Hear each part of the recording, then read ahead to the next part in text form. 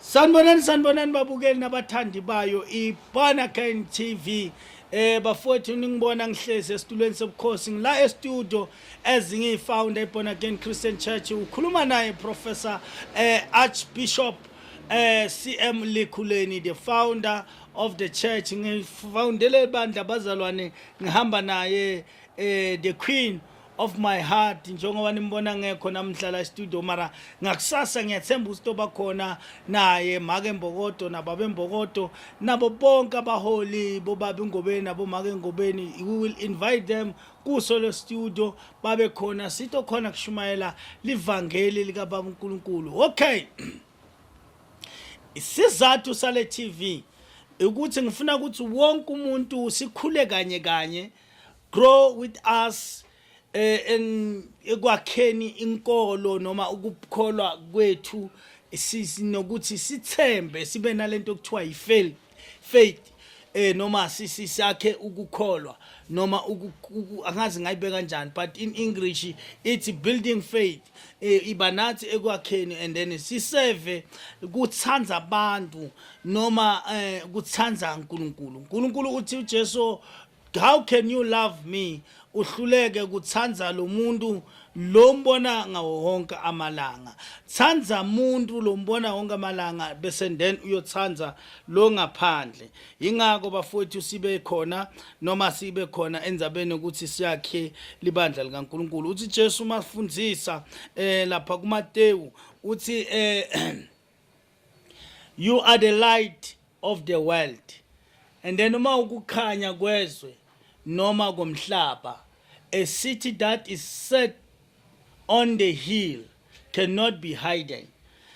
Noma sibekise ngekuthi lidoroba lelihleli enzabeni angeke lifihleke, sitolubona sonke ukuthi kunedoroba lelithide senako konke akufihleki. Mawufunza lapha kuMateyu 5 verse 14 iyokukhuluma ngako konke. iBona Again bafowethu ilana ukutowakha lithando nokutofundisa ngelithando nokutosinzisa imiphefumulo leminingi. That is why ngithi hlala nathi ngaso sonke isikhathi, uworship nathi masimema moyo lengcwele, uphinde udumise nathi masimema moyo lengcwele. Into lebalekile lapho lithando eBona Again kuba united, sibe kahle emhlabeni wonke jikelele. Ingakho sifuna ukuthi lithando lihambe phambili.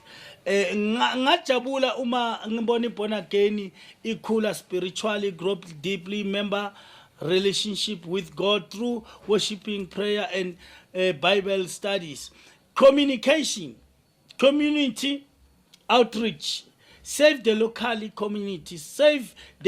communities through act of kindness, support of evangelism.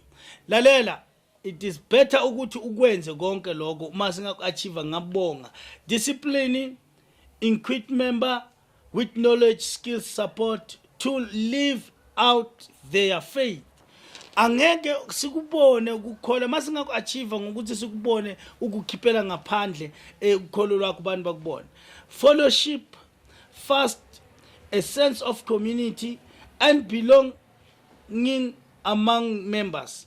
Angeke siloku sikhuluma ngevangeli kodwa silikhuluma lapha kalikhuleni. Into inhloso yethu ukuthi silikhiphele ngaphandle emphakathini ukubone konke lokho kuze kukwade. Evangelism, share the gospel with those who don't know Christ and encourage members to do the same. Uyayibona nje kunabantu abaningi balahlekele ukukholwa, abakholwa nokuKristu, abakholwa kuNkulunkulu, bayaphila nje basebumnyameni. Igoal yami ukuthi ngihambe ngelishumayela lelo vangeli kulabo bantu labo. iBona Again TV is here to save or to share the love of God through this channel. That is why le channel ikhona ukuthi isize leyo mphefemulo yabantu abaningi. Sengiqedza ngivala, ngifuna ukuthi siyatholakala lapha kuFacebook, kuTikTok, kuko konke inqumo zokuxhumana ngoba sizama ukureacha imphefemulo yabantu. Siyakhonza la enkangala 821 section D every Sunday from 9 o'clock Sunday school, 10 o'clock inkonzo yabobaba, 11 o'clock siyaqala inkonzo yokushumayela livangeli, 10:30 inkonzo ye-youth le ikhona kungena before ibandla liyongena bobaba bangena ngo-10 11:30 baphuma i-youth yangena nayo sifundisane nayo ngokukholwa i-understanding the Bible noma i-understanding yokukholwa nokulati iBhayibheli ukuthi uNkulunkulu uthini usifundisane bafowethu. Every Sunday siya worship and nikwati ukuthi ibandla leBorn Again likhona eMatsulu eBlock B mangaphosisi, likhona futhi nasephalabura, likhona futhi nasemanyeveni lapha emanyeveni under upresident senior wethu ubabe Methule, likhona lena futhi ephalabura endaweni ethize lena li under ubishop ubaba wethu uNgobeni, likhona futhi namanje uNkulunkulu uyasiza will be launching a new branch eLightenburg. And also bafowethu uNkulunkulu asizile sinalo lapha eMbabane eSwaziland, uNkulunkulu emuhle. Soon will be also launching another new branch in Swaziland. uNkulunkulu emuhle asikhonzeni, siyakhona eKZN kunabazalwane nabo abathi prof siyayithanda iBorn Again Christian Church. So soon we'll be having a branch eThekwini, straight eThekwini. uNkulunkulu omusa anibusise, siyabonga siyajabula makuba nabantu abalithandayo ibandla. Amen.